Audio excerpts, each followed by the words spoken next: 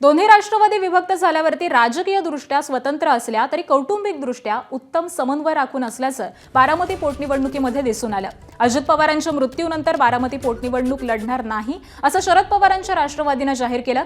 तो शब्द त्यांनी पाळलाच। एवढंच नाही तर पवारांच्या राष्ट्रवादीने निवडणूक बिनविरोध होण्यासाठी निकराचे प्रयत्न केले। काँग्रेसने उमेदवारी मागे घ्यावी यासाठी सुप्रिया सुळे, रोहित पवारांनी मुंबईपासून दिल्लीपर्यंत प्रयत्न केले, पण खुद्द शरद पवारांनी देखील आपली ताकद पणाला लावली। पवारांनी वेळोवेळी मल्लिकार्जुन खरगेंशी संपर्क साधला।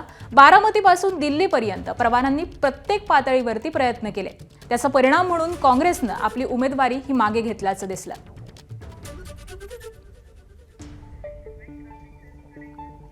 आणि पवार कुटुंब हे सुनेत्रा पवारांच्या पाठीशी नेमकं कसं उभं राहिलंय आपण ग्राफिक्सच्या माध्यमातून जाणून घेऊयात।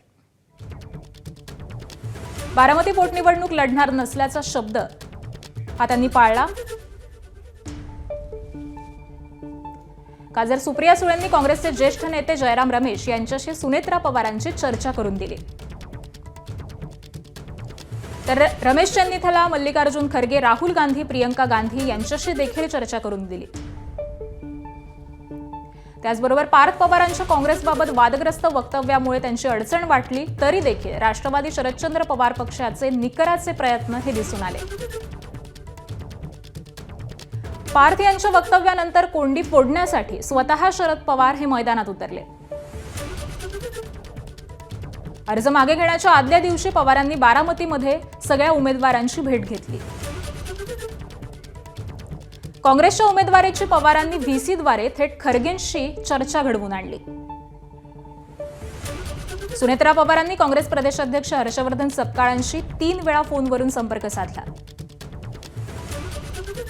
आमदार रोहित पवार देखील काकीसाठी मैदानात उतरले। सपकाळांची भेट घेत चन्नीथलांशी देखील संपर्क साधला। पार्थ यांच्या वक्तव्याबाबत रोहित पवारांनी भाऊ म्हणून दिलगिरी व्यक्त केली। पुन्हा खरगे आणि शरद पवारांशी फोनवरून चर्चा झाली आणि काँग्रेसने उमेदवारी मागे घेतली। अशा पद्धतीने पवार कुटुंब हे सुनेत्रा पवारांच्या पाठीशी उभं राहिलेलं दिसलं।